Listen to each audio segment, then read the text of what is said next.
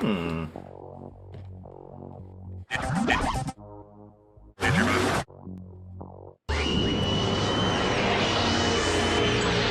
Okay, fun little editing aside.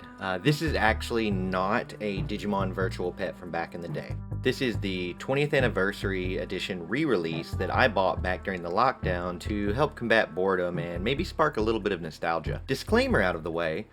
Do y'all remember these things from back in the day? These keychain-sized toys were super popular right around the turn of the millennium. Tamagotchi set the virtual pet craze into overdrive in 1996, and Digimon were created a year later in 97 in an attempt to appeal to a different audience by adding fighting mechanics on top of the typical Vpet gameplay. To put it plainly, they wanted little boys buying virtual pets as well. Remember that this was all prior to the anime, so they were still caught up in that old school girl toy, boy toy mentality, which felt dumb even when I was little, as a lot of toys and things like video games were fun regardless of any of that. Digimon really took off at my school and crossed most of the demographics. They were just too cool, and it was a mark of pride to have strong Digimon that could wipe the floor with foes. Epic battles raged for weeks, with new champions rising and falling all the time. Then eventually everyone got bored or lost them, and they faded into obscurity. I'm sure another popular monster-based franchise showing up had nothing to do with it. I don't remember what happened to my old Digimon V-Pet from back in the day,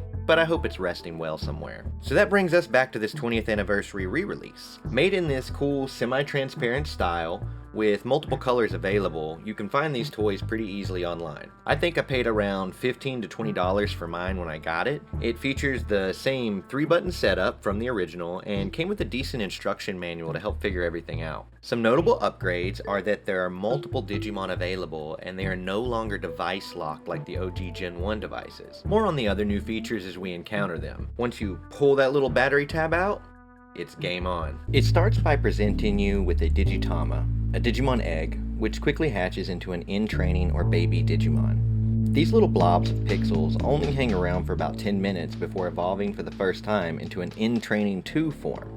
This is where you will start noticing more distinction between the different available Digimon, and also reflects the forms we first met the characters from the show in. Stage 2 is also where it starts to matter that you actively care for your Digimon. The device is now tracking the amount of care mistakes that you make, but won't actually show you this number anywhere. There are no major repercussions at this point, however, and if you really want to start controlling your evolutions, you might even want to force some mistakes at this stage. The next evolution offers a split based upon those mistakes. After 6 hours of either meticulously caring for your Digimon or just ignoring it on purpose, it will evolve into Stage 3, a Rookie Digimon. These are probably some of the most iconic and recognizable forms at this point, which is great considering all of these amazing designs technically started with these simple pixel graphics.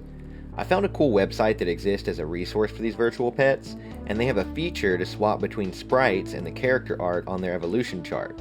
This can really highlight how much fun was put into some of these designs.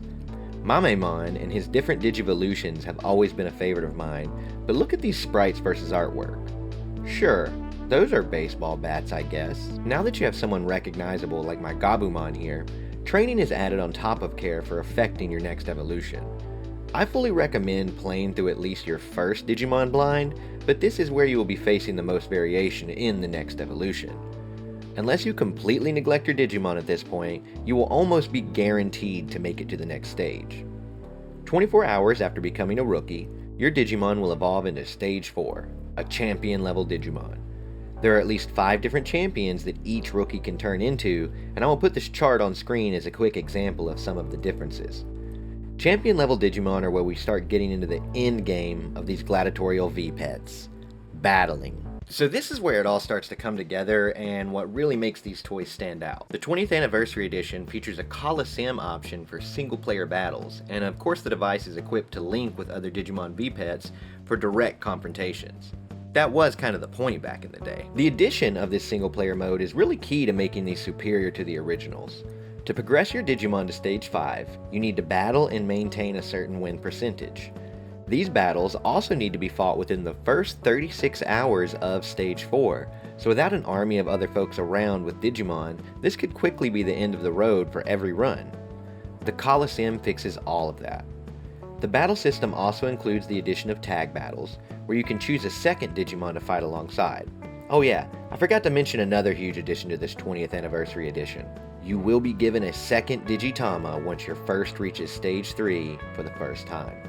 This means that you can and will be raising 2 active Digimon at once on a single device.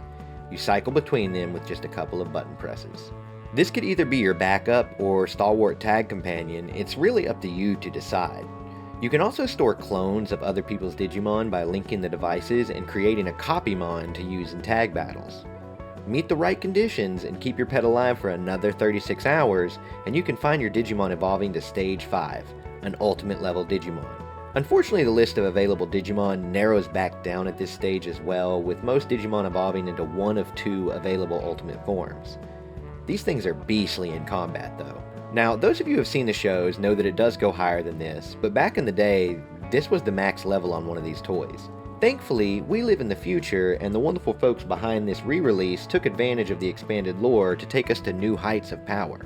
These V-Pets can become Mega level Digimon with very specific care conditions and an additional 48 hours. Not every Ultimate has a Mega, so this is another one of those times where I suggest you do some research. There is even another level available beyond this, but it requires linking your device with another and jogressing 2 Mega level Digimon into something new. Think Omnimon with way less graphical fidelity. Now here is where I plan to dramatically reveal my own max level Digimon, but I kind of failed to actually make it that far. You are able to reach this level on your own with the 2 Digimon system, but as of the time of filming this, I kept getting busy and or distracted, so I do apologize. I do have the nice reveal that I've secretly had a second one the entire time. Now I can wage epic battles like a true Digi-Destined should.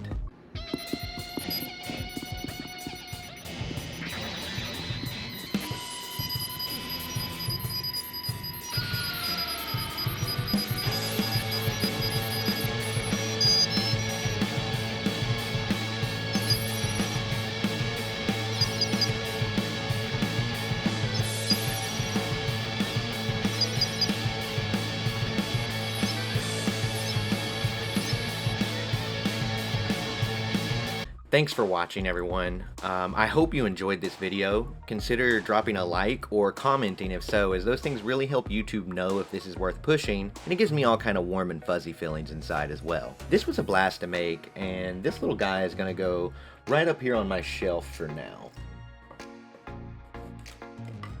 I enjoyed this nostalgic little trip down the road of Digimon V-Pets, and would honestly recommend one if you're looking to relive the experience yourself. We've all probably spent 20 bucks on something worse, right? Please consider subscribing to the channel so you don't miss any future videos, and know that I always appreciate suggestions and feedback. I've been Dr. Ursa, thanks again, and until next time, take care.